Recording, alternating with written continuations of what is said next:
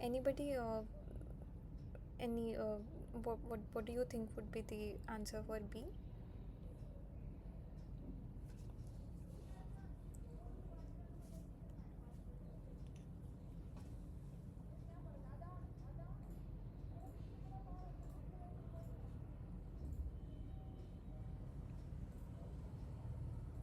Okay, yeah.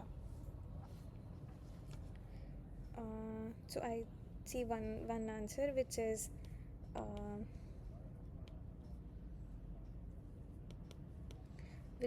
so you're saying that the message was sent from an unknown system, which is your proposition Q, and then you say that it was not scanned for viruses. So that means this is negation of P.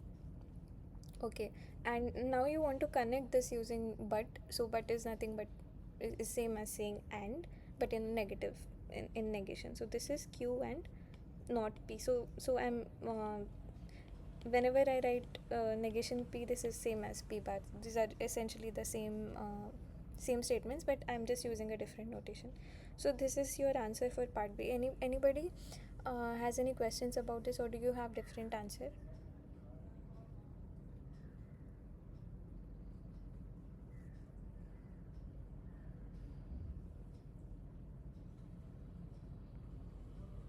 Okay, so I see one more answer in the chat. Let's see whether both are equivalent. So the another answer is that P does not, it is not that P implies Q.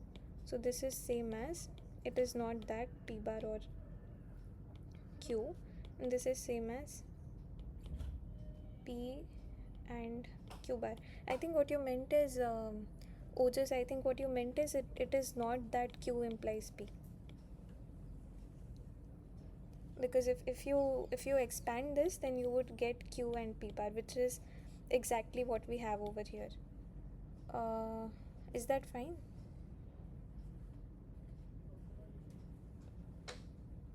Oh, okay, good. Yeah, anybody else who if you have any questions, then this is a good time to ask. If not, then please try this part C.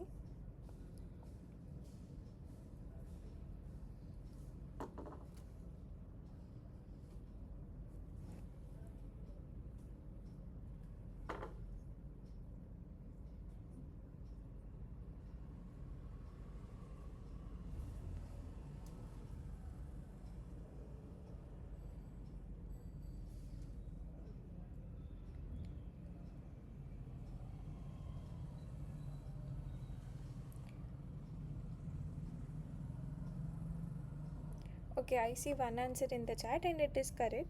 So, so the answer that you're suggesting is,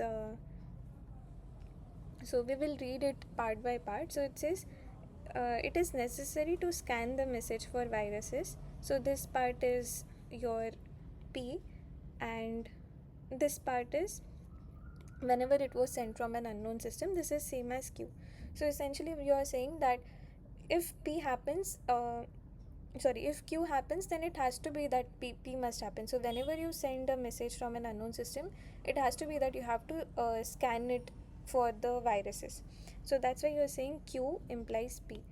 So this is same as your answer for the part A, but it's again in English also. Both of them are um, conveying the same message.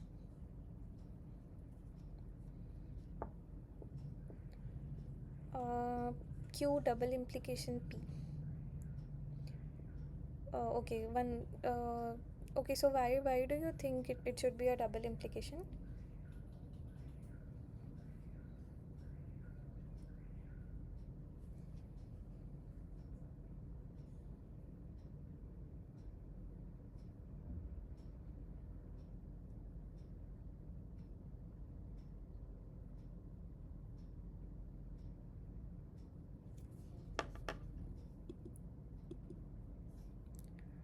Uh, okay, so okay, I'll just tell you why I don't think it shouldn't be a double implication. So the reason is that you're only insisting the condition in one direction. So you are saying that if it was okay, is there okay?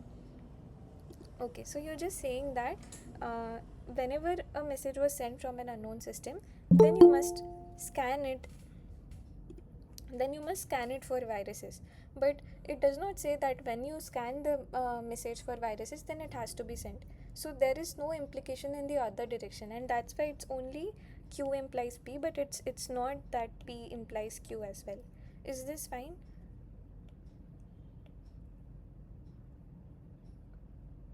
Okay, good. Yeah, would so then maybe try the last part and let me know if you have any questions about the other three.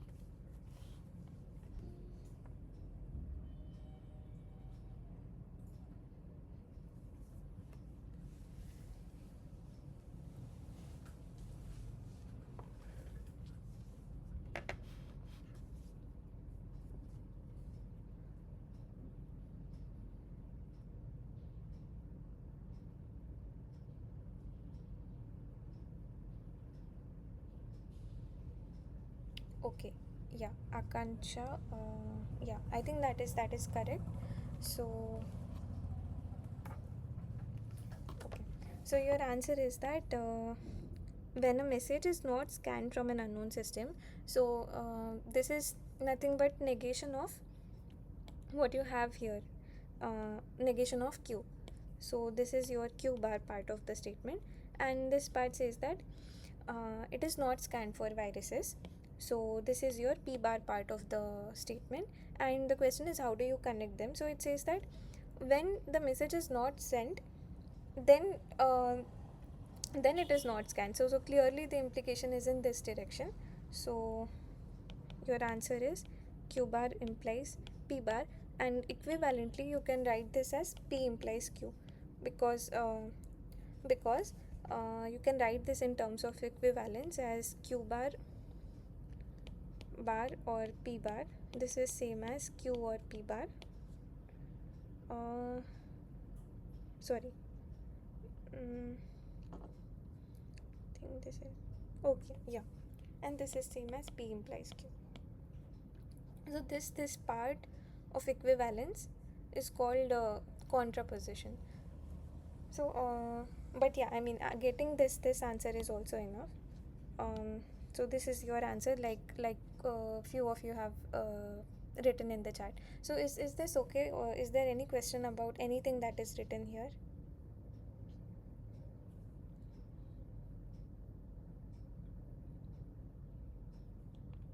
Okay, others also, is this fine?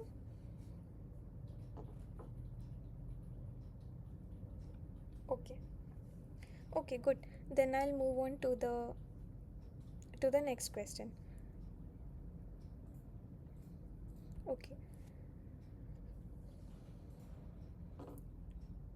so here you have a similar question. I'll just read it out for you, but there's a subtle point that I want to make about it when we discuss. So the you have three propositions. P says that you have the flu. Q says that you miss the final examination. R is that you pass the course. And you want to use the logical connectives to write this English statement here, which is if you have the flu, you will miss the final examination and fail the course. So you question is same. You want to write this English statement here in terms of the logical connectives. So I'll wait for 2 minutes and you can try this out on your own.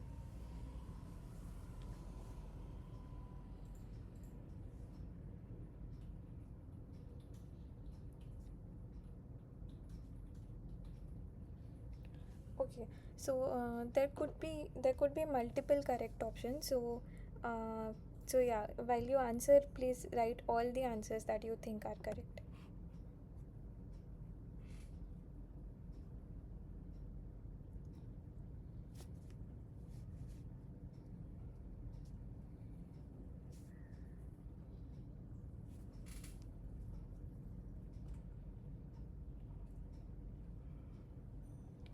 Okay, I see two people think C is the correct answer. Anybody else, if you have any different answer?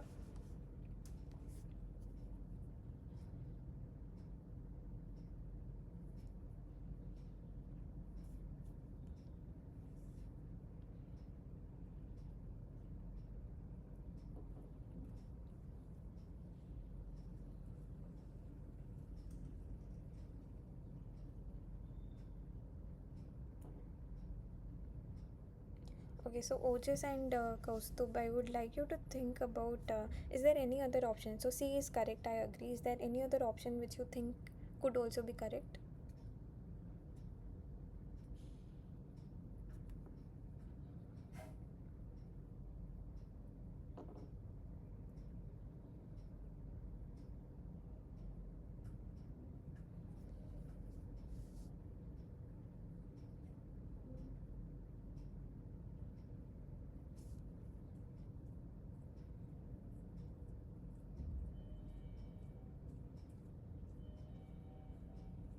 Yeah.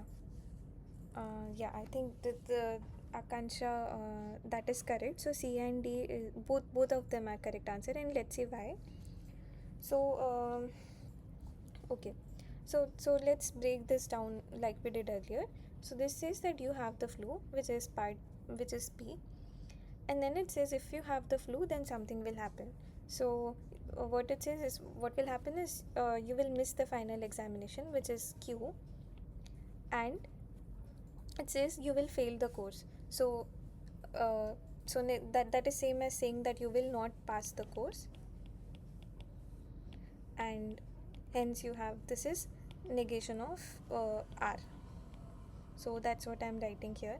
So the only question is, does this say that if you have the flu, then both of these will happen, or does it say that uh, if you have the flu, then you will miss the final examination, and that you will end up failing the course? So it is not clear from the English context. Yeah, it is not clear from the from the English statement whether you meant this or this. It is somewhat ambiguous in that sense, but as it turns out, if you expand both of them, you will end up getting the same expression. So let's see. Okay, so I hope this is clear how we got these two interpretations, and let's see why both of them are actually equal. So the first answer that we have is P, or P implies Q and negation R. This is same as your option D. And the second option that you have is P implies Q and R and negation R. So this is same as saying P implies Q and negation R.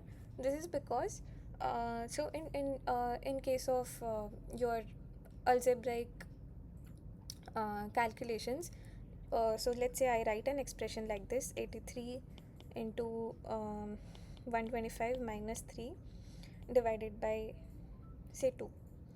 So if I write an expression like this without any bracketing, how do you even start? Do you just go from left to right and keep on multiplying and get your answer, or is there a rule that tells you uh, what operation is to be performed first? So in this case, you have what is called a BODMAS. So naturally, you have some preference. So if you see a a multiplication, that would definitely have a higher precedence over addition or subtraction, and division would have a higher precedence over multiplication, and so on.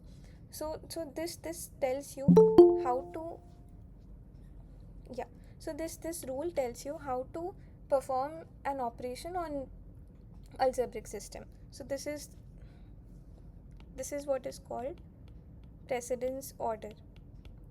And similarly, in case of Boolean algebra, what you have is instead of numbers, you have proposition. So let's say you have P, Q, negation R, and so on.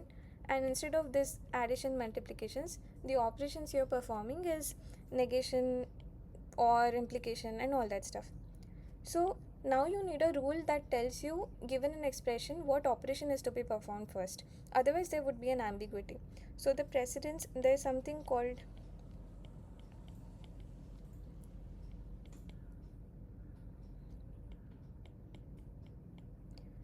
of your Boolean connectives, and according to that, implication has a higher precedence over and has a higher precedence over or, and so on. Okay, so um, yeah, so that's what we will apply here. So what you have is P implies Q and negation R. So okay, so this is same as P bar or Q and R and r bar, and this is same as okay. And so this is what you get if you go with the second option. And if you had gone with the first option, then it would have been p bar or q and r bar. So yeah, so like one of you has pointed out in the options. So by associativity, these two are essentially the essentially the same options. So that's why you have that C and D are both correct. So is this making sense? Uh,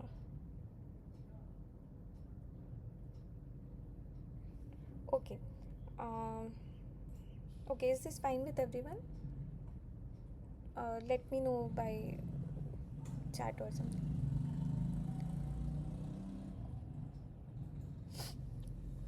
Okay.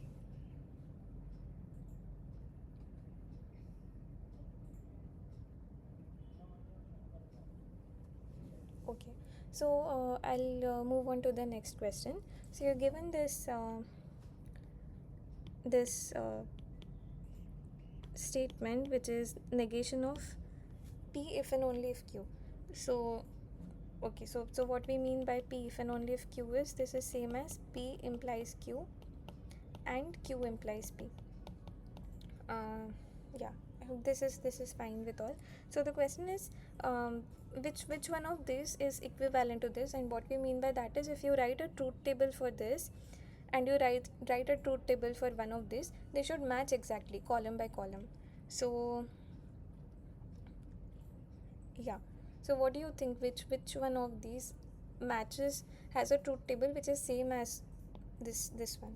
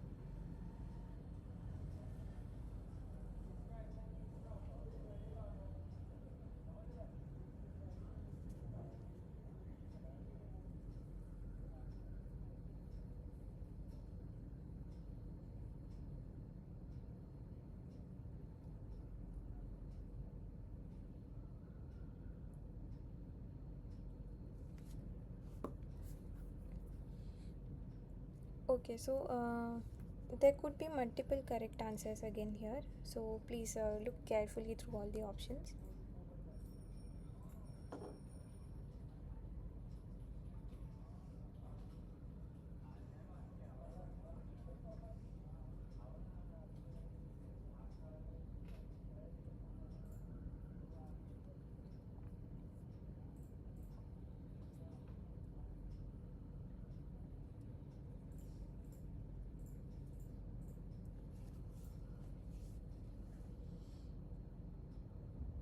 Hmm. Okay, yeah. So I think yeah, OJS has got it correctly, and I think yeah, most of maybe all of the others have also gotten similar answers. So let's see. Let's so the correct answer is both A and B, and let's see this step by step. So what you have here is negation of P if and only if Q. and this is same as negation of P implies Q and Q implies P.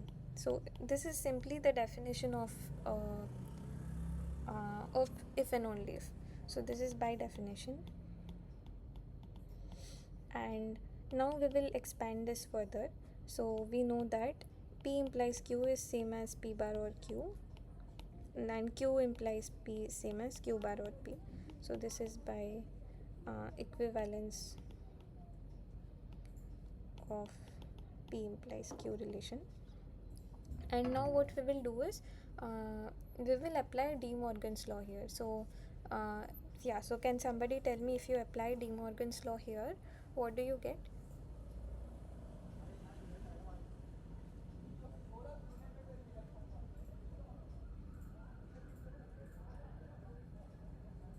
Okay, I'll just write the De Morgan's law here just so.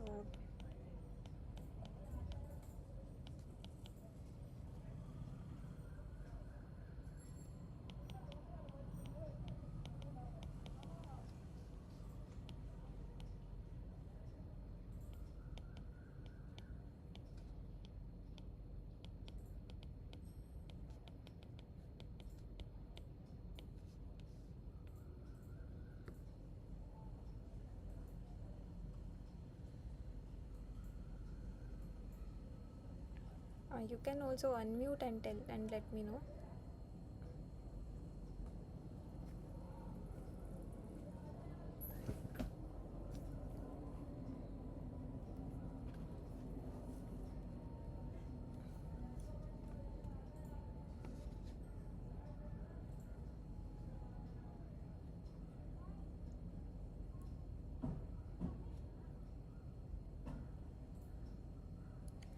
Is the question clear? Is there any?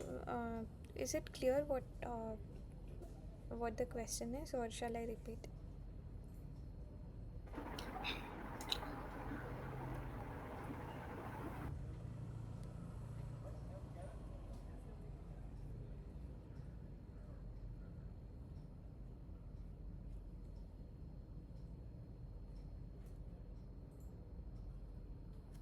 Yes, please unmute. Yeah. Ma'am, answer to this should be negation of uh, in bracket negation of P or Q, uh, or or negation of Q in bracket Q negation or P. Okay. Yeah. Good.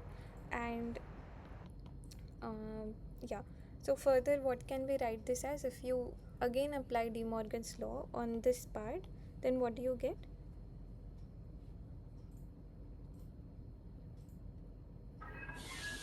Uh, Ma'am, we will get negation of P and negation of Q. Yes. And what about this part? If you apply De Morgan's law on this part? We will get a negation of Q uh, and negation of P. Okay. Yeah. Good. So this both of this follows from De Morgan's law.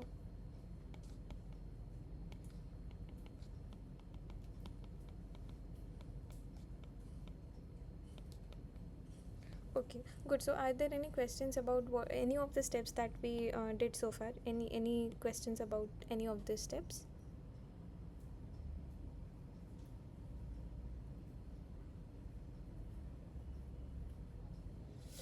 Okay. So, if that is the case, then how do we simplify this further? So, what can I write? What is P bar? P bar's complement? It is simply P only. Exactly. So, this is same as P. This is same as P and Q bar, and this is same as Q and P bar. And so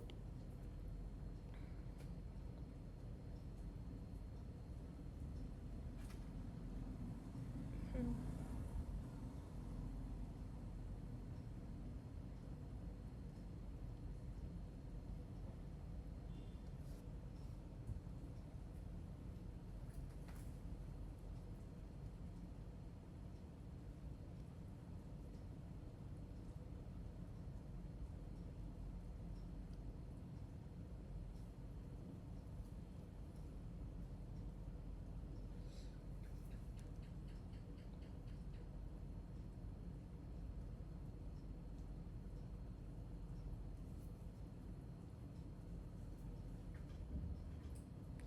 Okay, is there okay, so I what I had in mind was you would conclude that this is same as Q implies P bar, and from here that P implies Q bar.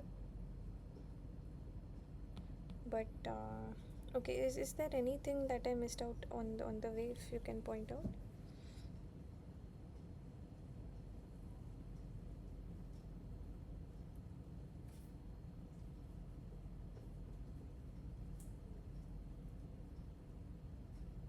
Oh, okay, okay, sorry, this is fine, this is fine. We need to yeah, so we need to distribute this further. Okay, so what we will do is sorry, okay, so what you do now is you have an expression here, you have an expression here, and there's a logical law that is connecting the two. So how do we expand this? You use what is called a distributive law. So what is a distributive law? It says that, I'll just write here. So distributive law is that you have A or B and C, then this is same as A or B and A or C. So it's same as you are distributing your, it's same as what you do in algebra. So if you have a a times b plus c, then this is same as a times b plus a times c, and this is essentially the same thing, but this is written in terms of proposition and their own connectives. So just to give you an analog with algebra, okay, and similarly if you have a and b or c, this is same as a and b or a and c.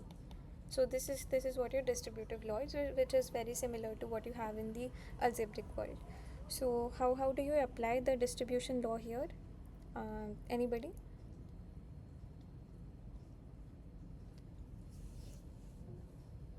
Okay, is the law clear, or are there any questions about what this means?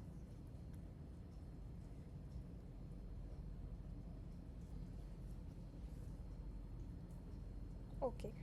So how do we apply this law? You could. Ma'am, we can put the first bracket as A and second bracket as B and C, and then by distributive law, Hmm, we can state that P and negation of Q hmm. uh, and Q.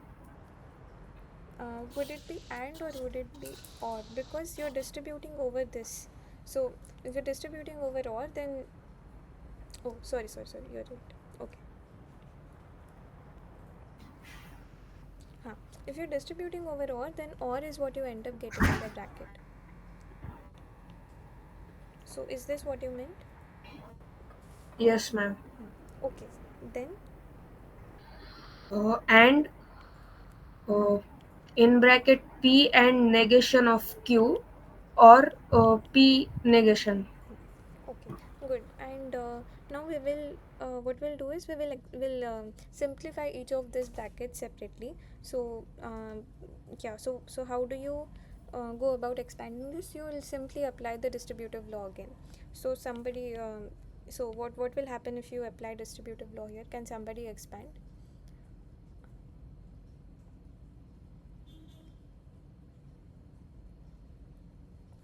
So this is what you want to apply. Ma'am, can I expand it? Yeah, yeah, sure. Uh, so it would be Q or P P or Q. uh, and uh, and Q or negation of Q. Hmm. Okay. And what will happen if you do the same for the second bracket? Uh, I will get negation of Q or P. Or P complement. P or P complement, because you P complement. yeah, Yes. okay. And Uh, hmm, and negation of P and P or P. hmm. Okay. And what is this value? So what is q bar or q?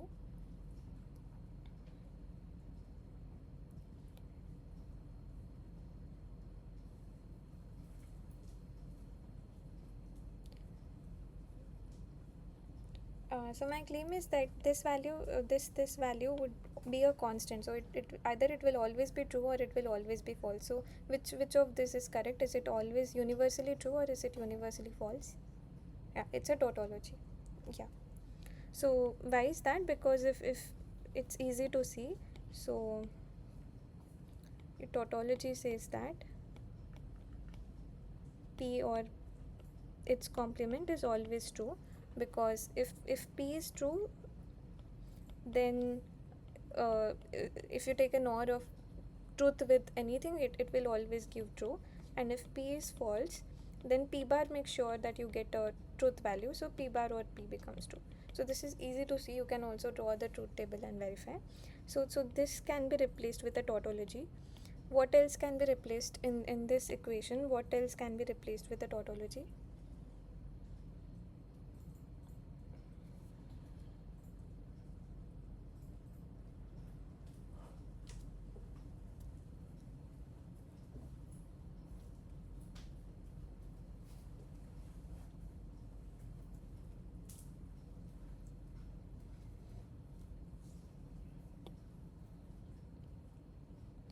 So what about this part, p bar or p?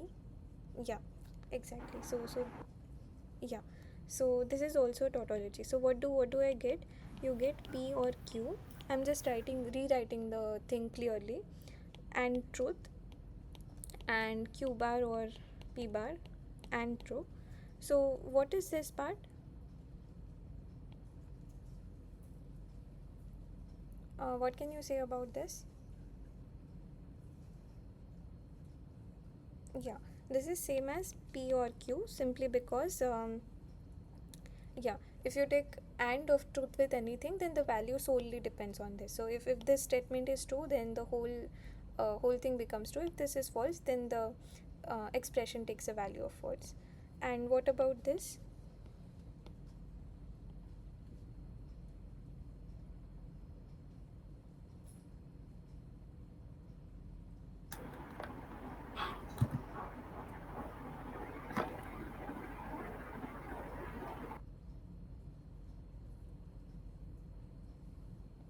Yeah, this is p bar or q bar.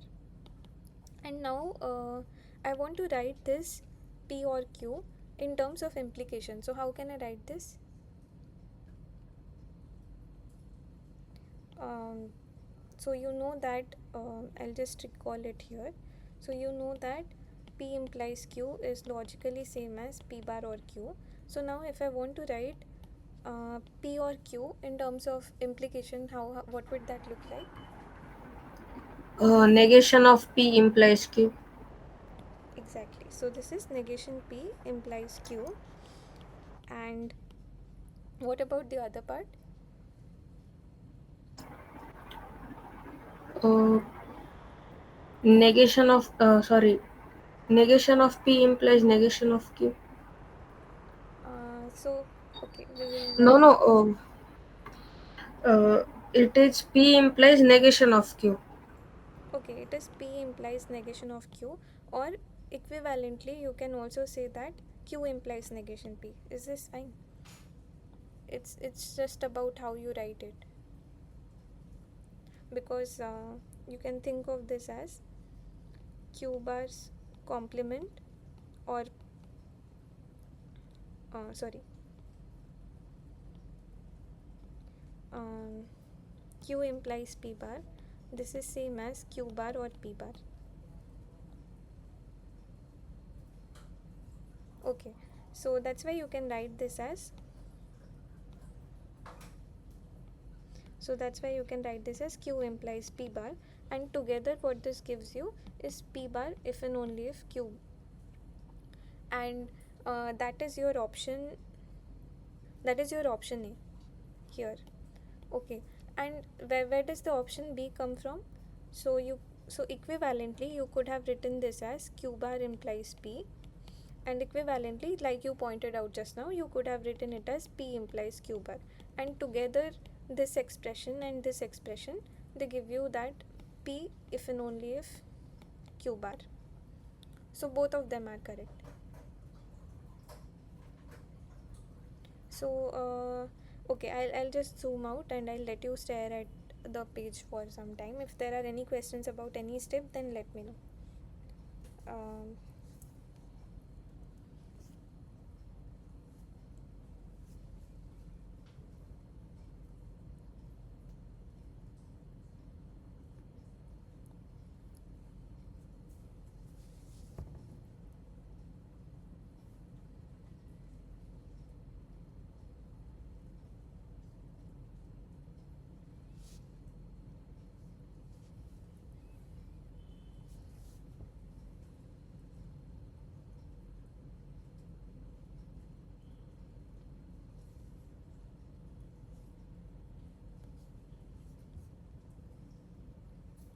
yeah, if you have a class, then yeah, you feel free to leave.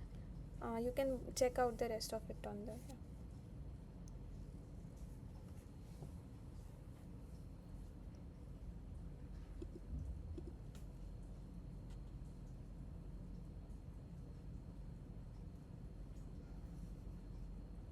Okay, is this fine with everyone? Let me know if it is fine or if it is not in either case.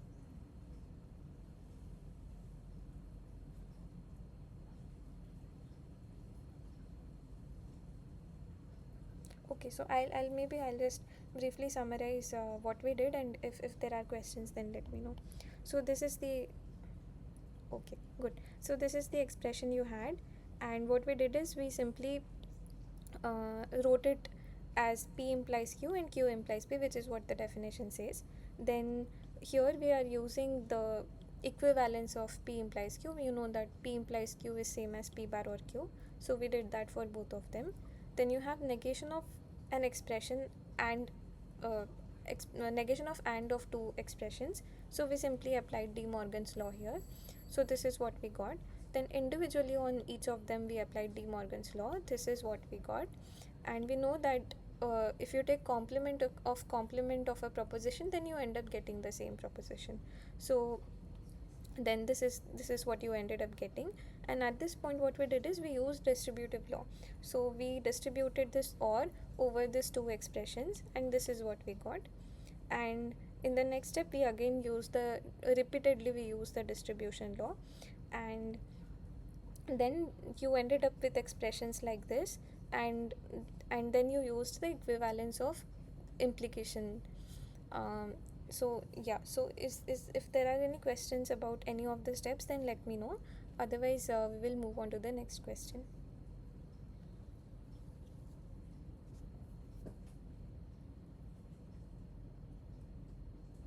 Okay, good.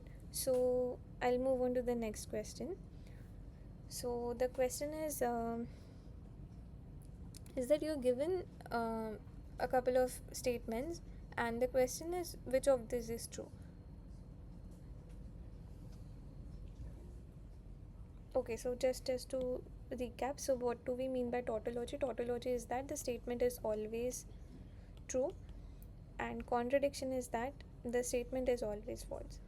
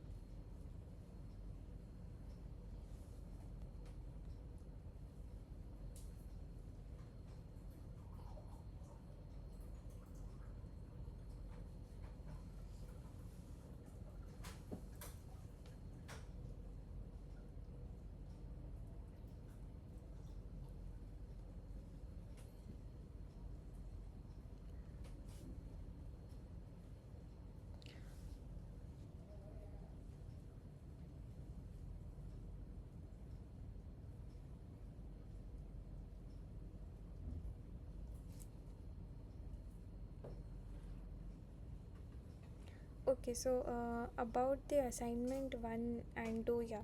So there are, yeah, I agree there are a couple of questions that are, I mean, for which there is no correct option. So, yeah, we can discuss that. But yeah, yeah, I mean, there is some other coordinator who is in charge of setting up the assignments and all. So I had pointed it out, but I did not get a reply. So what I'll do is I can explain you my solution, but yeah, the handling of the correction and all is done at some other end. So yeah, we can discuss them, but yeah, I just wanted to let you. Okay, so I'm planning to discuss them anyway at the end, towards the end. Okay, maybe in about at 7:30, maybe we can discuss. Sorry.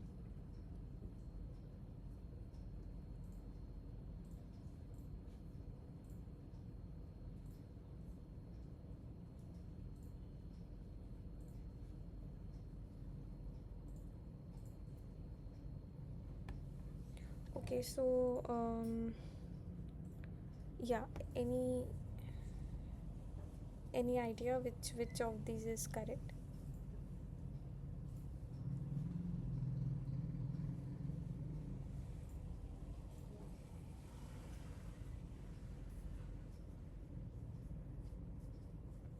Okay. Yeah. Anybody else?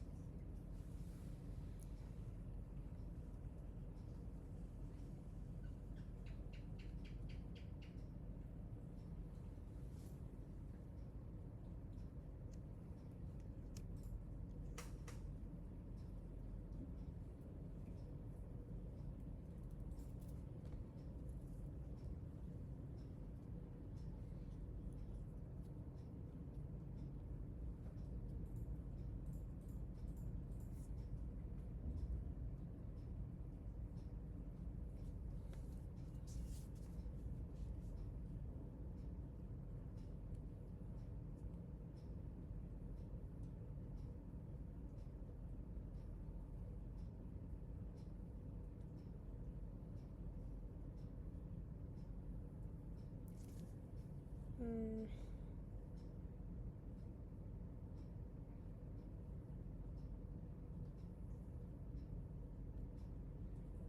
Okay, so what I'll do is I'll start discussing the question, but yeah, if you need your time, then you can independently write it in the chat. Okay, so let's check one by one. So you have four options, so let's check one by one whether they're correct or not. So let's maybe start with option A.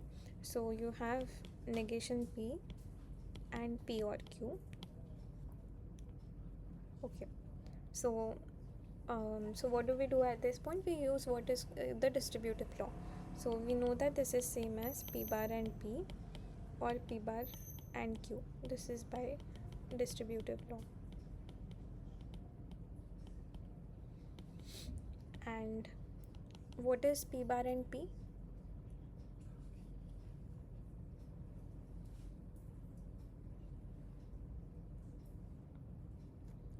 What is this? Is it a tautology or is it a contradiction? Yeah, good. So this is contradiction, because either one of P or P bar is always false. So if you take and or false with anything, that would give you false. So this is false, or P bar and Q. Okay, and so yeah. So anybody, what should be the next step? How do we simplify this further?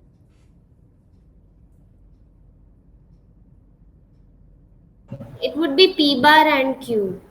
Yeah, good. So this is P bar and Q. And is there any way that you can get from P bar and Q to Q? Because the truth table, if you write the truth table of P bar and Q and the truth table of Q, that would be different. So let's say PQ is 00011011. So what would be the values of P bar and Q here? So let's take a look at the let's take a look at the first case when P is 0 and Q is 0. So let's say P is 0, Q is 0, then P bar is 1. So what is P bar and Q? This is 1 and 0, which is 0. So this is 0. What about the second value?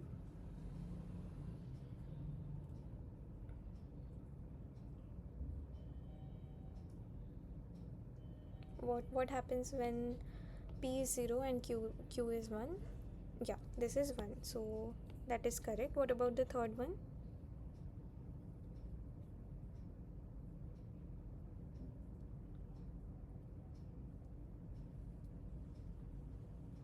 That is 0. And what about the fourth one?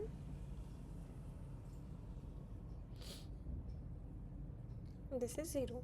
So if you look at the truth table, the values of Q and the values of P bar and Q, these are not the same, because there is a place where Q is 1 but P bar and Q is not 1. So this is not the same as, and this is not same as Q. So that's why um, hmm,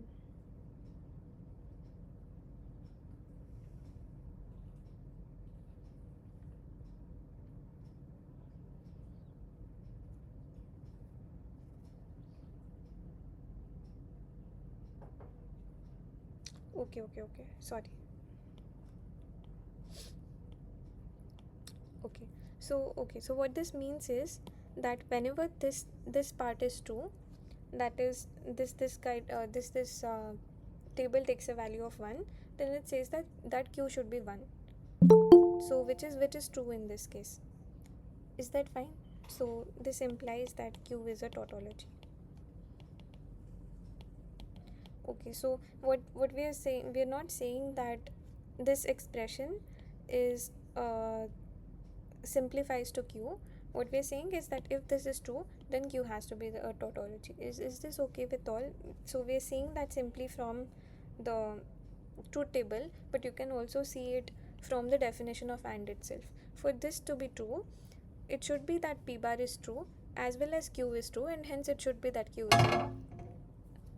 And hence it should be that Q is a tautology.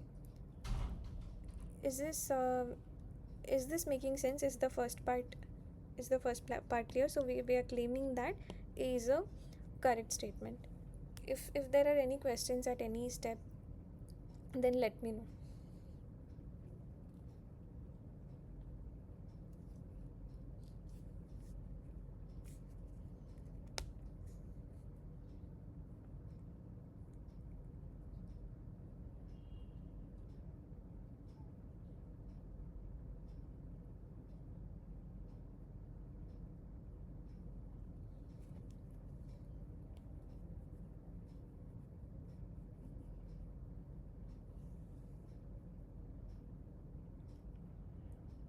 Is this clear?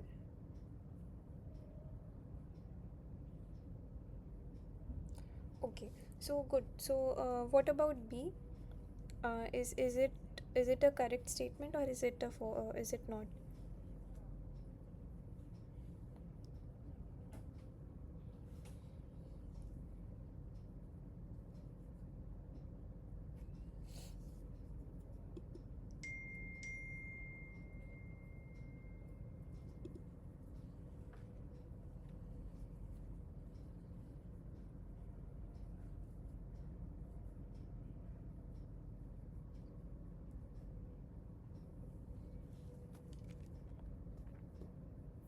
Sorry.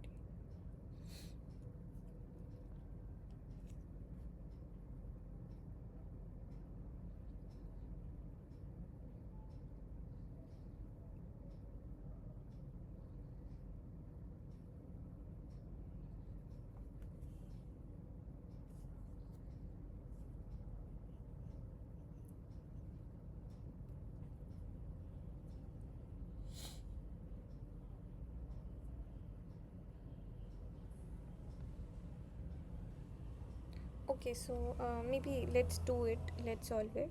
So this is part B is P and P implies Q. So let's expand this. this is same as P and P bar or Q. This is by definition of by equivalence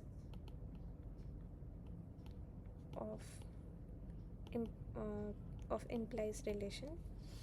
And now if you apply distributive law here, then what you get is this is same as P and P bar or P and Q, and this is same as, like we said earlier, P and P bar is same as false, so this is false or P and Q, and this is same as P and Q.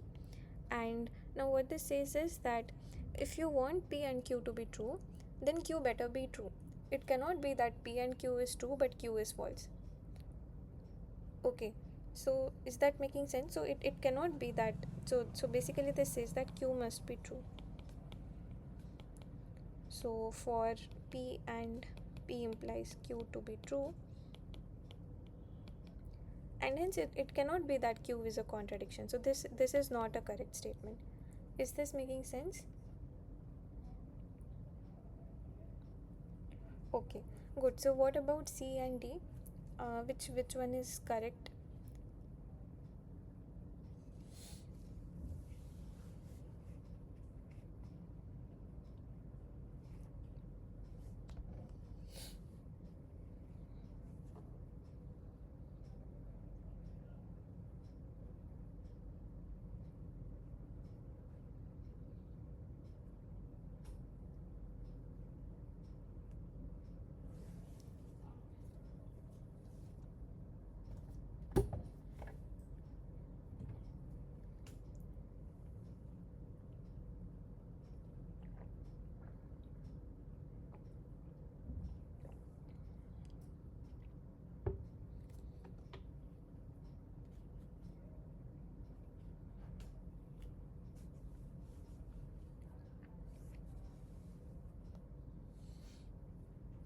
Okay, so maybe let's solve each of them. So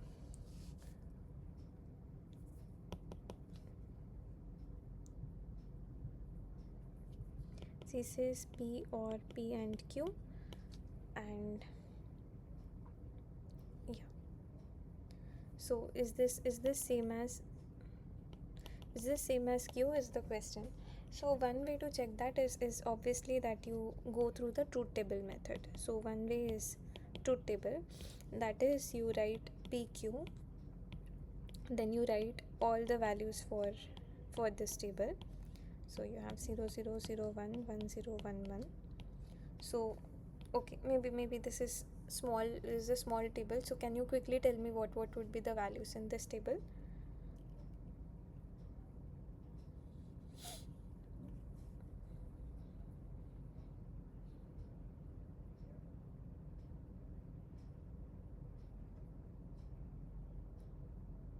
Okay, this is 0. Second one.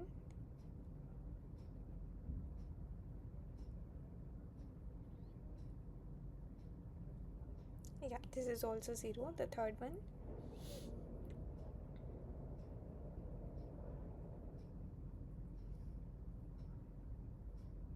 Yeah, third one is 1, and the fourth one is also 1. Okay, so yeah, so notice that this is same as P. So whenever P is 0, the value of this expression is 0, and whenever P is 1, the value of this expression is 1. So what happened is, whereas you can't say the same for Q. So there is a place where Q is 1 but the expression takes a value of 0. So this is not the same as Q. In fact, it is same as P. So P or P and Q, this is same as P, and this is what is called absorption law. Okay, so the expression that was given is not true as it is given, but if instead of Q you had P, that would have been correct. And one way to verify that is through truth table. So you try to match the truth tables. If you see they are consistent at every place, then they are equal, they are equivalent. If there is a place where they do not match, then they are not equivalent. So one way that we saw how to show this is via the truth table method. The other way is that you can use your logical laws of Boolean algebra and show this. So how do you do that? So let's say you want to say P or P and Q. I can always write this as P and truth or P and Q. Is this fine? Because P and true is always same as P. This is this okay? This is a law. I do not recall the name of this law. I think this is an identity law. Yeah.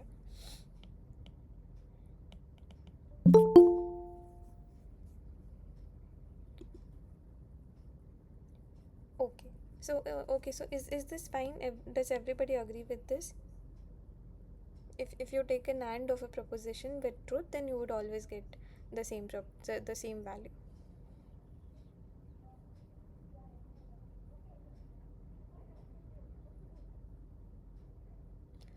Uh, okay. If there are any questions, then let me know. So basically, using the law, I can simply write this P, and I can replace this as with P and truth. And now what we will do is we'll apply the distributive law. So this is same as P and truth or Q. Is this fine? So the reason why these are equal is because if I want to distribute this and over the bracket, then I'll write P and truth or P and Q, which is exactly what is written here anyway. So these two are essentially the same expressions. And now we know that if you take or of anything with truth, then you would end up getting true, because or simply requires that one of the values that is feeding into it is true. Then no matter what the other values are, it would evaluate to truth. Is this fine? Okay, good. So then I can replace this with truth. And what is P and true?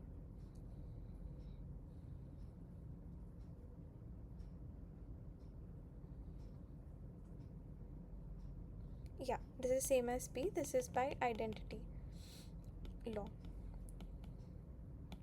And similarly, if you have P or false, then that is same as P. This is also an identity law. So yeah, so that is another way of deriving this part. One is that you do the truth table way, other is that you use the laws and derive the same. So C is not correct. Is this okay with everyone? Okay, what about the last part? Yes, so yeah, that is correct. So the last part is true. So how do you do that? Negation of P parity Q. This is same as, so what is parity? Parity is simply that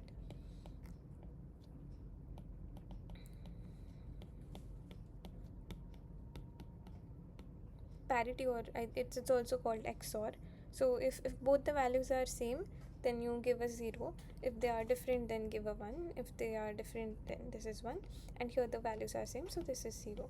So this can be written as negation of PQ bar or P bar Q.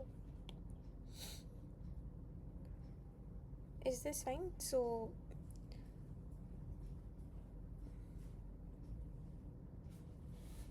okay, and then what you do is you apply your De Morgan's law here. So what do you get?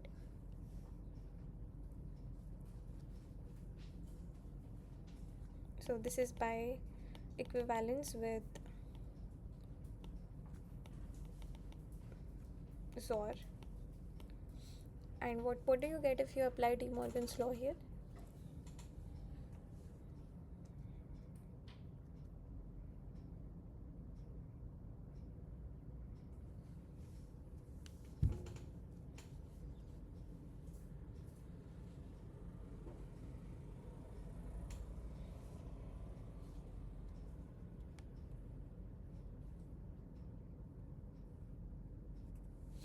Okay, so what you get is negation of PQ bar and negation of P bar Q.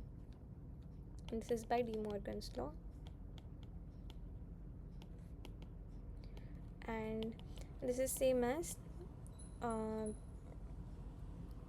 So again what we're doing is we're again applying De Morgan's law here. So this is same as P bar or Q complement complement and P complement complement or Q complement. This is again De Morgan's law. And now we know that complement of anything is same as that value. So you get P bar or Q and P or Q bar, and this is same as P implies Q and Q implies P. So this is same as P if and only if Q. So that is precisely what you have here. So D is also a correct option. So are there any questions about any of the 4 parts? Then please let me know, otherwise we will move on to the next question.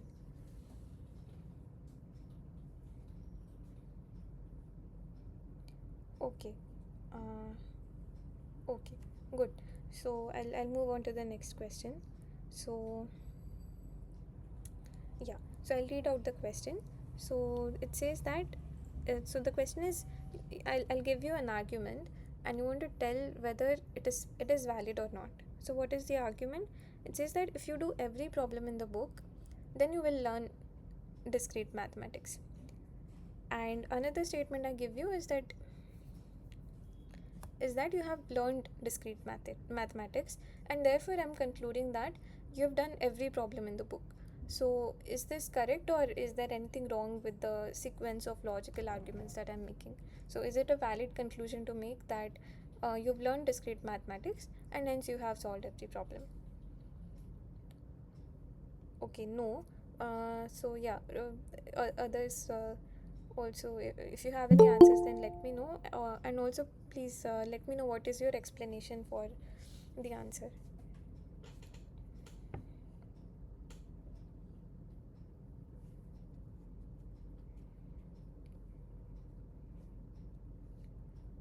Okay, so yeah, the answer is correct. This is not valid, but would you like to explain the intuition or logic behind it?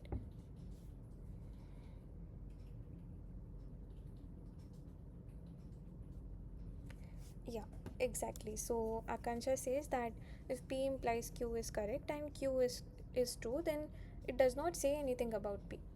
So let's say that, let's identify what is P here. So this is P. Let's say P is that you do every problem in the book, and Q is that you have learned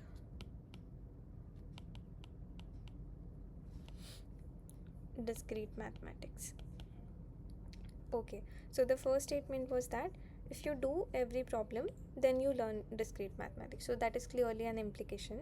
The second statement is that you have learned discrete mathematics, that is Q.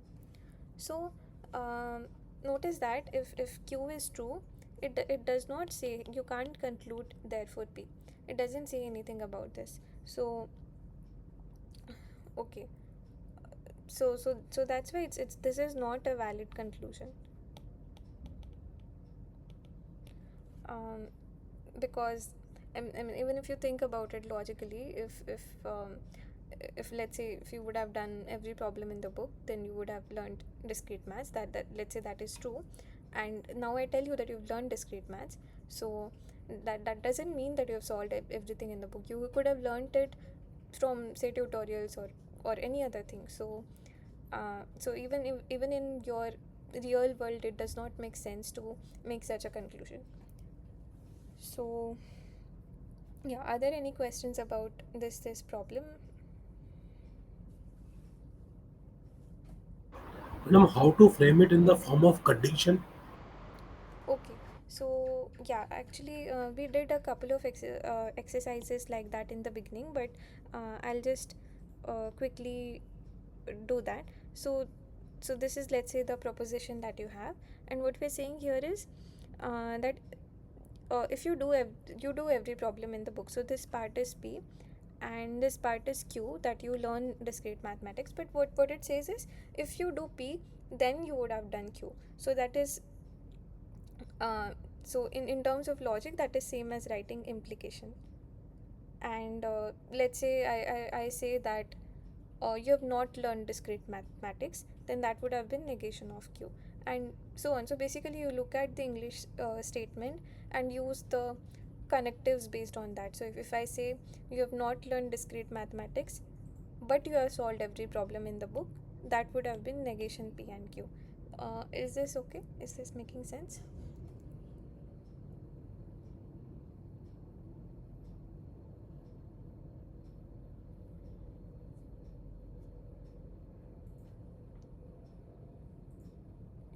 Did I answer your question, or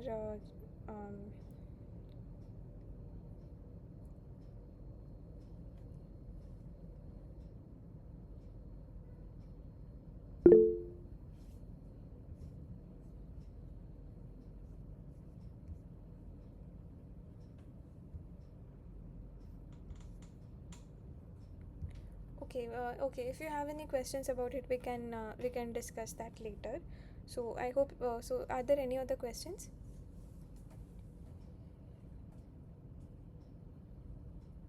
Okay. So okay. So we'll move on to the next question, which is very similar, and again the question is the same. Whether the argument is valid. So the argument is that if you do every problem in the book, then you would have learned discrete mathematics. So this is same as what you had earlier. The second statement that we're saying is you have not learned discrete mathematics. So earlier what we said is you've learned discrete mathematics, and then we made a conclusion. So here we have another statement, and now the conclusion that we're making is that you've not done every problem in the book. So what do you think? Is this a valid series of arguments?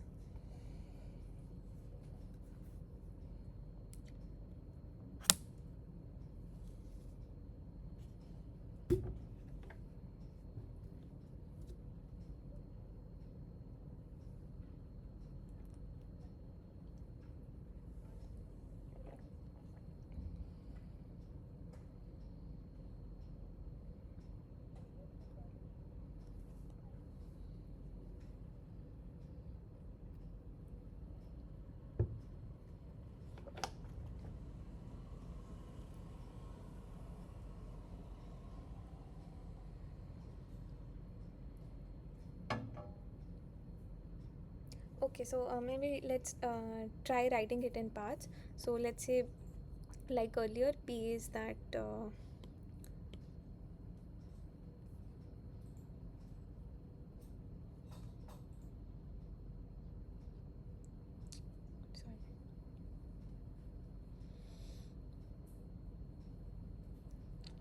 Okay, I'll just rewrite it.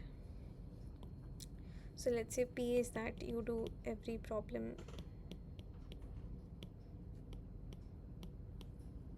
in the book, and Q is that you've learned discrete mathematics. So how do you write the first statement in terms of logical connectives?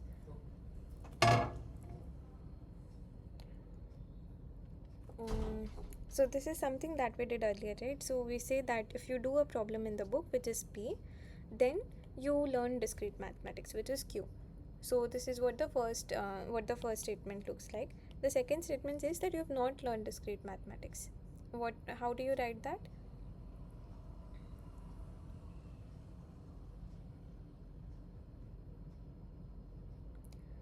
So this is same as saying negation of Q. That is, Q says that you have learned discrete mathematics. So what would be the statement? What would be the corresponding propositional equivalent for the statement that you have not learned discrete mathematics? It's that it is not that Q is true. It is not that you have learned discrete mathematics. So this is how you write Q. And given that, can you conclude negation P?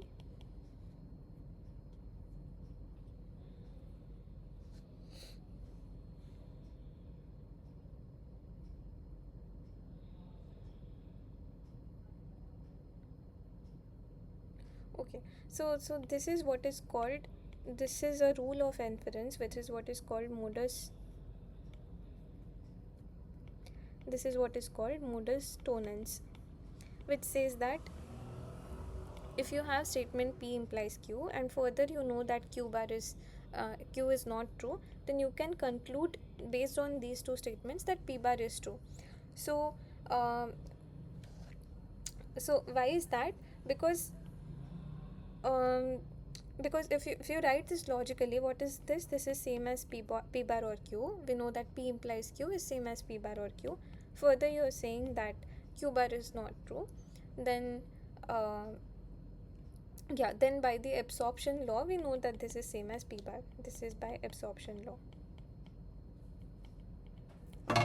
So to get from these two statements to P bar, to conclude P bar, you can either use this series of laws and you can conclude that is P bar is true, or you can simply do this in one step. So this is what is called modus tollens. This is a rule of inference,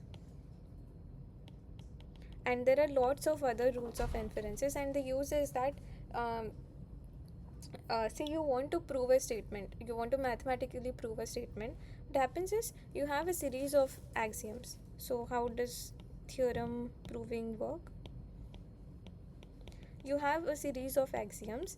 These are true statements that are known to be true. Using that, you keep on applying your rules of inferences. So you know that say this is true and this is not true, then something happens. So you keep on adding that into your set of truths. So you already had some truths, you keep on applying these rules of inferences, and you keep on concluding new statements at a time. Finally, if you get to some statement that you wanted to prove, if you could derive that using the rules, then you say that the series of inferences that you applied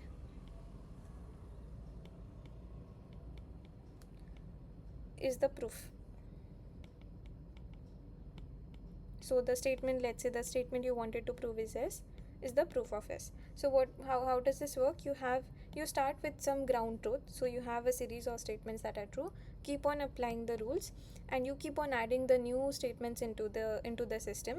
Finally, if you are able to derive this, then the set of rules that you ended up using from beginning till the point you got S, that is the proof. So this is there's a whole new area based on this, but we'll not get into it. But the point is that the rules of inferences are come in very handy when you want to prove statements like this. So yeah, so in the earlier case, you had P implies Q, you had Q, but that was not sufficient to say anything about P. But instead, let's say you had P, you know that P is true. That is, in terms of English, if you do every problem in the book, then you would have learned discrete mathematics. And additionally, I'm telling you that you've done every problem in the book. So what do you conclude from that?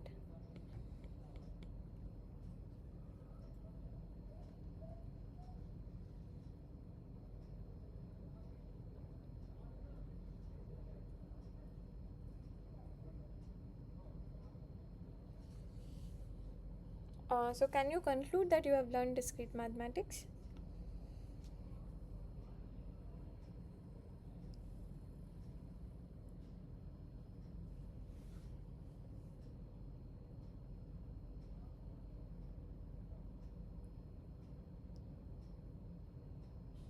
Okay, so maybe if you don't think about it in terms of logic, even if you think about it in terms of English, then what I'm saying is if you do every problem, then you learn discrete maths.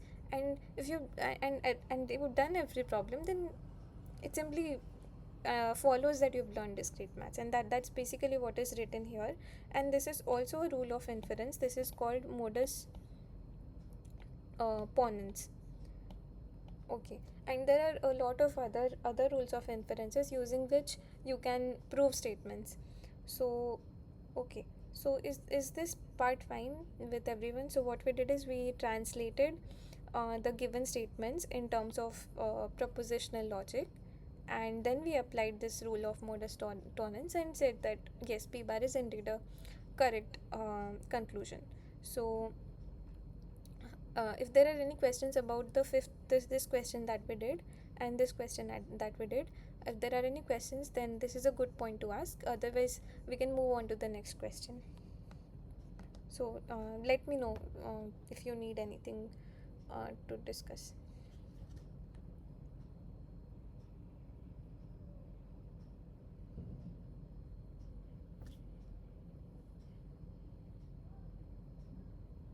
Okay, is this fine with everyone?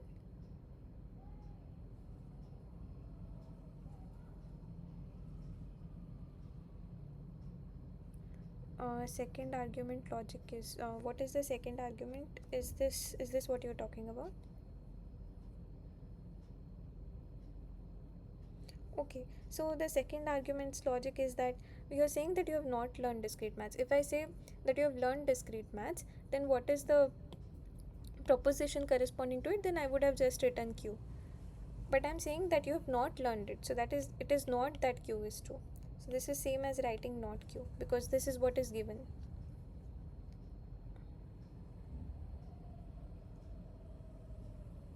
Is this fine?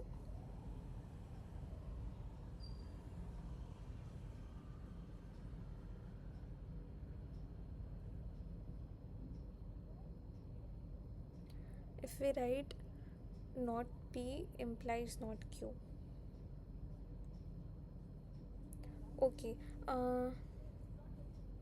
Yeah, so not P implies not Q would be that if you do not okay, it would mean that if you do not do the problem, then you do not learn discrete mathematics. But that is not what we are trying to say, even in English, right? So these two are different meanings. Is it okay? Because all I'm saying is I'm just telling you that you've not learned discrete mathematics. That's all we are saying. So that is the only information we are conveying. But if you say not P then not Q, then it is additionally giving you some more information.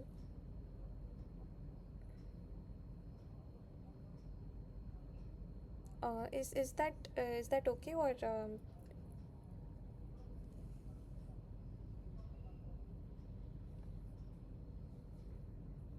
okay? Yeah, if you have any other questions, then we can take it up later. So I'll move on to the next question. Yeah, this is relatively simple. Okay, yeah, maybe you can try this out for a couple of minutes. I'll be back in another 2 minutes.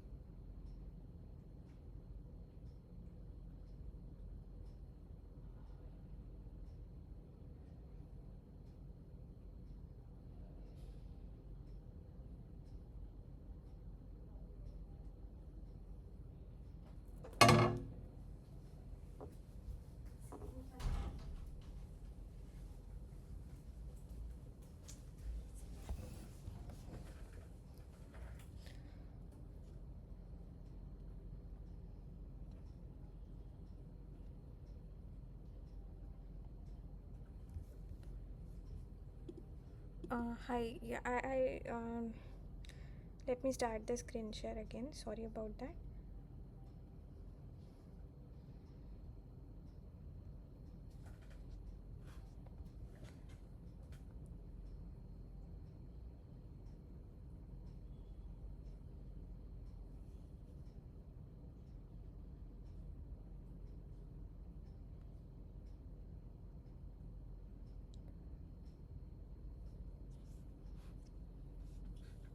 Okay, yeah. Yeah, sorry about that.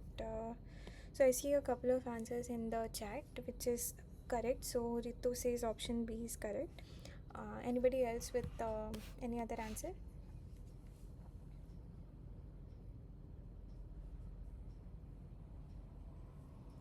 Okay, good. So let's quickly do this, and I think I'll move on to the assignments. So you have P bar or Q, and or R and S bar. So you want to take the complement of this. So if you apply De Morgan's law, this is P bar or Q's complement and R and S bar's complement. This is same as, again you apply the De Morgan's law. So this gives you P complement complement and Q complement, and this gives you R complement complement and S complement.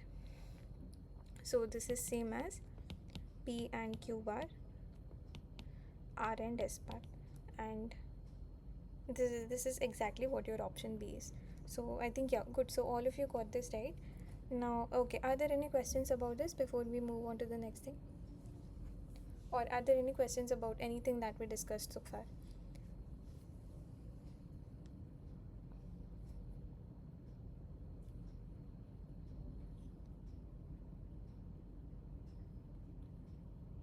Okay, good. So I had a couple of more questions, but I think I'll take it up next time. So about the assignment, so which questions do you want to discuss? Is it the 10th one, the expansion thing, binomial expansion, or are there any other questions that you would like to discuss?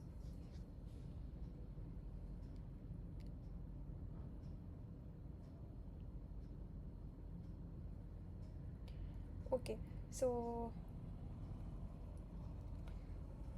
maybe I'll try to get the question.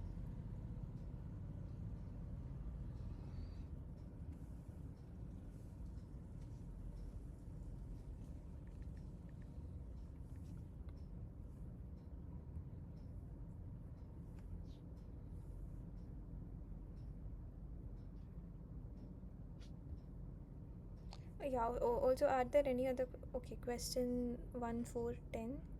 Okay.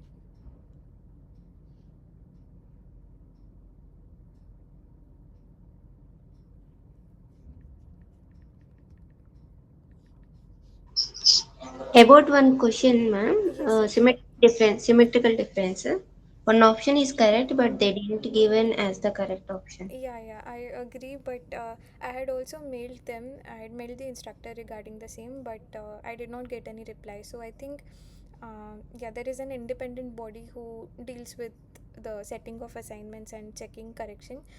But I think what will happen is either you'll get, uh, end up getting 1 point for the questions that are wrong, or maybe you'll get an option to resubmit them. So I'm not sure how it will work, but. Yeah. um,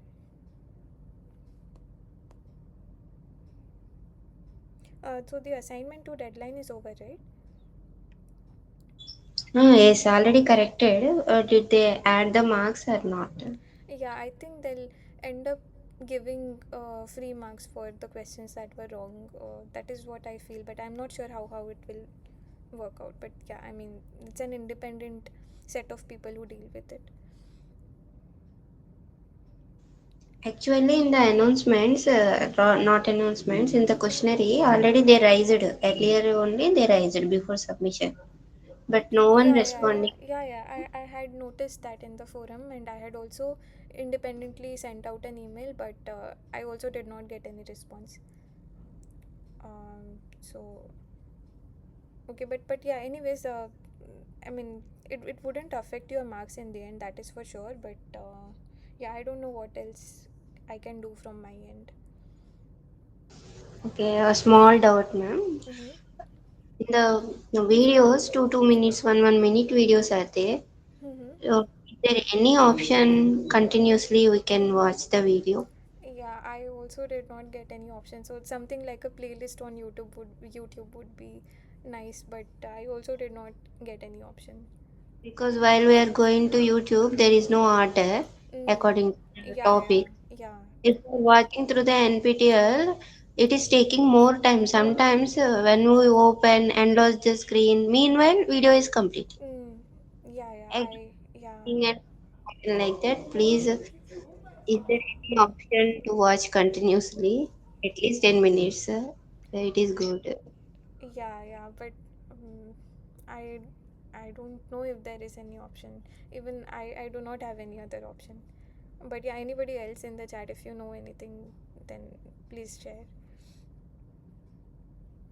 Okay, thanks. Nice to respond, ma'am.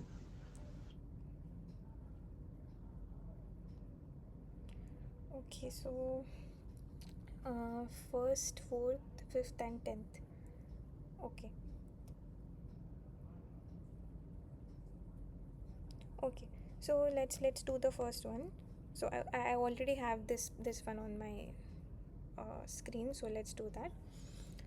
Okay, so uh, okay, so the question is that you have a badminton championship, and there's a team of four players. So let's say A, B, C, D are the four players, and the question is there are three rounds that are going to happen. So round one, round two, and round three.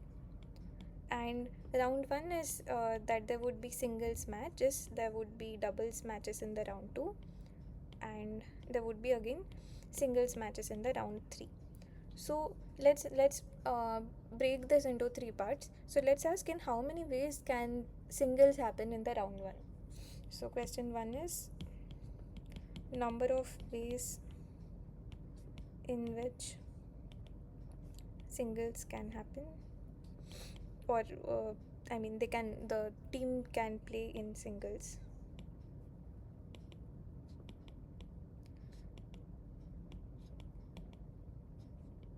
So what is the answer for this question one?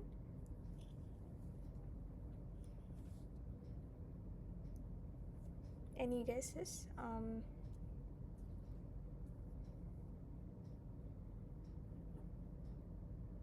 Yeah. So Ritu says four ways. That is because, say, by singles you mean that only one person from the team is going to participate. So essentially, yeah. So essentially, either A could perform, or B could, either A could play, B could play, C or D could play. So out of four people, you are choosing one person. So this can be done in four choose one ways. So the answer for the first question is four choose one. what about round 2? In round 2 you have doubles. So the question 2 is, in how many ways can the team play doubles?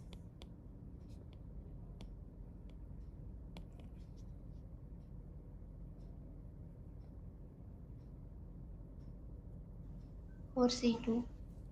Yeah, good. So that is 4 choose 2, because you have 4 people, you want to choose 2 people for the doubles, and the order in which you select them does not matter. So yeah, Ritu says 6 ways. This is exactly same as 6. And question 3 is, in how many ways can you play singles again? So what is the answer for this? This is same as 4 choose 1. Now, how do you combine them? Notice that the round 1 is independent of round 2, and that is also independent of round 3. So since all of them are independent, um, you will multiply the choices. So this is where you use the rule of multiplication. So what is the answer you get? This is 4 choose 1 times 4 choose 2 times 4 choose 1.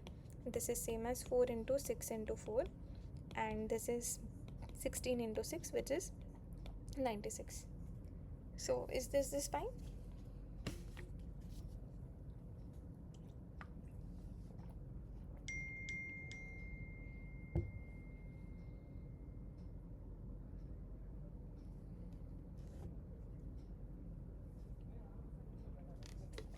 Okay, good. So so the next question that you had asked was the fourth one. Okay, so fourth one is that okay, so fourth one is that you have I mean, say you have an army, and there's a since you have 4 points, sorry, 2 points here. A is located at -5 comma -3, and say you have, okay, I'll draw it freshly. Say this is your coordinate axis, and say this is your origin. So this is -5 comma -3. So let's say this is -5 comma -3. This is your point A, and point B is 5 comma 7. So this is somewhere here. This is point B, 5 comma 7, and you want to get from point A to point B. So but you can only do two moves. So this is something that you did in the class as well. So you can only go to the right, or you can go upward. So these are the only two moves that are allowed. So either go up one step at a time, or go to the right one step at a time. And so if we ask you, in how many ways can you do that, if you are only allowed to go to the right or up, then in how many ways can you reach from point A to point B?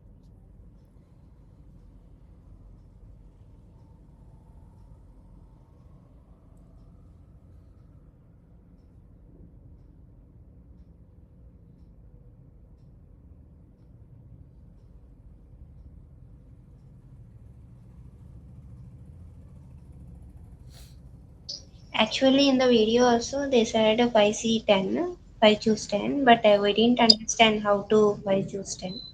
Oh, okay, you mean 10 choose 5. Yeah. So okay, so let's understand why it is 10 choose 5. So so this length here, so you need to move certain steps to the right, and you need to move certain steps to the top in order to get to point B. So what is this length in total? This is 10. So because you have a 5 coordinate on B, and -5 coordinate on the horizontal axis for A. So this horizontal length is 10. And what is the height of this? What is the height difference for these two?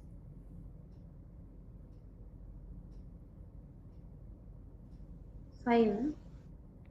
uh, Between okay, so this point is at 7 from the origin, and this point is at 3 down from the origin, so that is a difference of 10. Is that fine? Because from here if you want to get to 7, so you have to climb 10 steps upward. So this is 1 2 3 4 5 6 7 8 9 10. Yeah, good. So you need to climb 10 steps up, 10 steps to the right in order to get to the point B. So uh, so that is, you have to take 20 steps in total. Is that fine? You want to take 20 steps in total, and how many of them should be upward and how many of them should be to the right? Can you say can you comment anything about the number of steps you should take to the...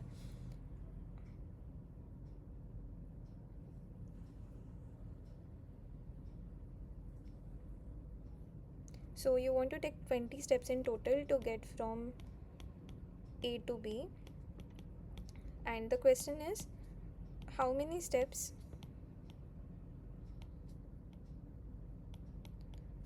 among these 20 steps should be to the right.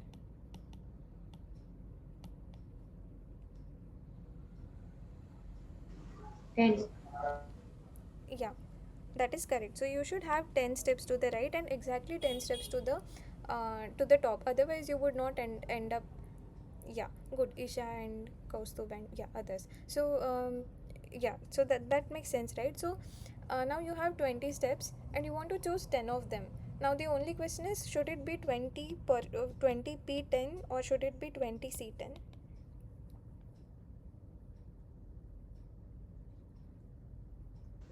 20 C10. Okay. Okay, so that yeah, so that is your answer for uh yeah, so that is your answer for the part 1, which is that if you just want to get from A to B, then in how many ways can you do that? Now the question asks you something more. It says that you are not allowed to use every path, so you can't use paths like this. So you can't go from A, um, or let's say you can't go like... I'll do it again. So let's say you take 4 steps to the right, then you take some 6 steps to the top, and then you go to the right, and then let's say you go to the top. So this is something that is not allowed because you're not allowed to cross this fence. So essentially you can imagine this as a diagonal, and you want to draw a path which does not cross the diagonal but it reaches from A to B. So yeah, so the answer to that is, so there are total 20 choose 10 ways, or let's say 20 choose 10 paths, and out of that I want to subtract the number of paths that cross diagonal, and that would give us the subtraction of these two quantities would give us the answer that we want, that is the number of paths that are not crossing the diagonal. So to see this, what you do is you take a look at a path which is crossing the diagonal. So when does that happen? When let's say okay, so I'll just take the example that we did earlier. So I go 3 steps to the right, then I go 4 steps to the top, then I do right. Okay, these are 3 rights. I want 10 rights in total, so these are 7 rights, and followed by these are 4 ups. So let's say I do 6 ups. So so is this path crossing the diagonal, or is it not crossing the diagonal? I'm just giving you an example.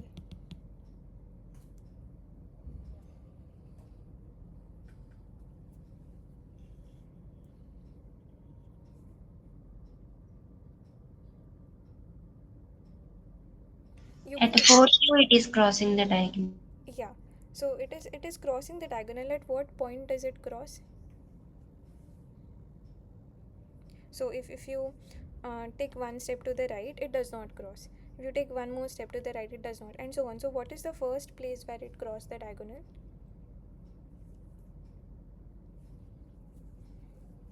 At fourth U. At the fourth U. That is correct. So yeah, others, I'll just quickly show a visual of that. So let's say you take 3 rights, this is where you get, then you take, okay, so this diagram is not to scale, but okay, if you draw it correctly, then somewhere here is where you would end up seeing your first crossing. So yeah, so that is what you have. And what we're going to do uh, is that, let's say I flip the u's with the ups with rights and the rights with ups. So why are we doing this? The reason is that the reason you're getting this crossing is that uh, the number of rights that you have made so far, if it is lesser than the number of tops, the up moves that you have made, then you would end up getting a crossing. So the claim is that at any point, if the number of right moves that you have made is less than the number of up moves that you have made, then you are bound to see a crossing.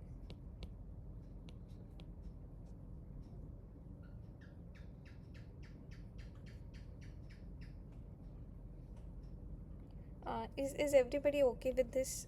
Can you visualize this? It's like fairly, if you draw a diagram, or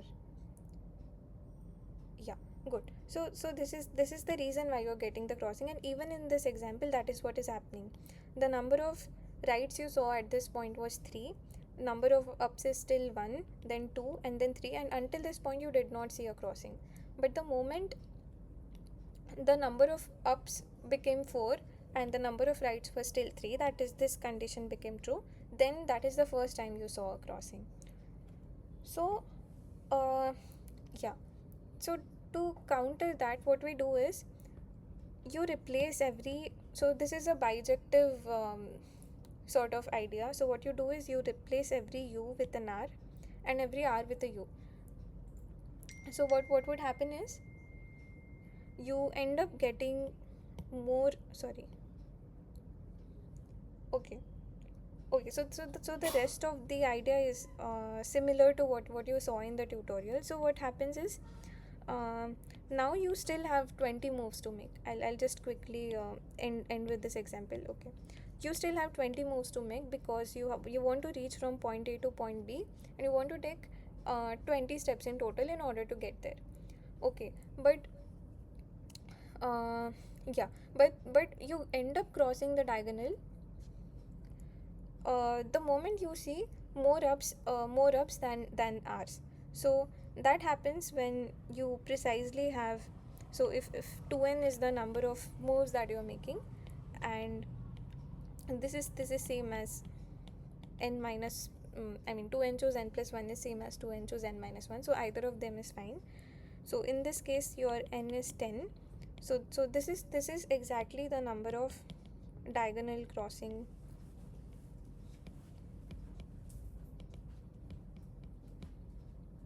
sequences. So okay, so I didn't go much into detail in this because this is exactly same as what was done in the lectures. So I'm just trying to connect to the points that were made. So earlier we said that 20 choose 10 is the total number of possible paths you can have from point A to point B. Then you made an observation that uh, the moment you have that this property becomes true, you get a crossing. And what we want to do is we want to count the total number of crossing paths, and we are going to subtract that quantity. So this turns out to be 20 choose 11, and if you expand this, you'll end up getting the answer that is. So I'll maybe not do this right now, but at least is the idea clear?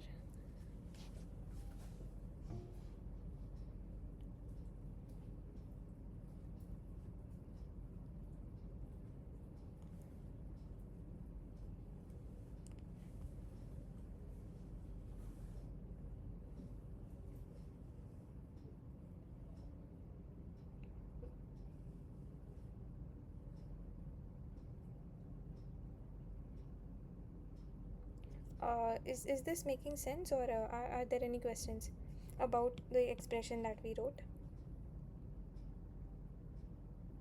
Okay, so that, yeah, if you expand this, you would end up getting the answer that is, um, yeah, that is there.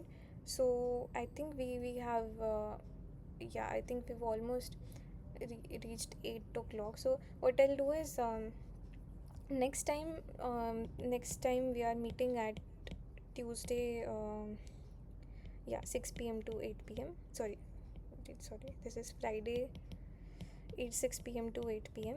And next time, the first thing I'll do is I'll take up these questions that, so the question 5, 10, and I think, yeah, that is all. 1 and 4 is what we discussed.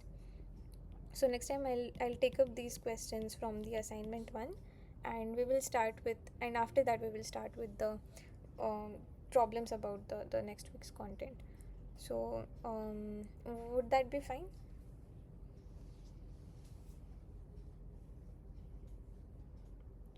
Okay, then, yeah, thank you for joining. So I'll see you next Friday. Yeah. Okay, thank you. Thank you, ma'am. Thank you.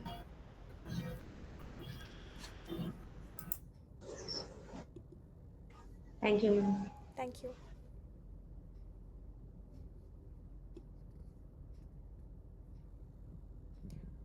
Okay, if there are no questions, then feel free to leave. Okay, yeah, thank you. Bye.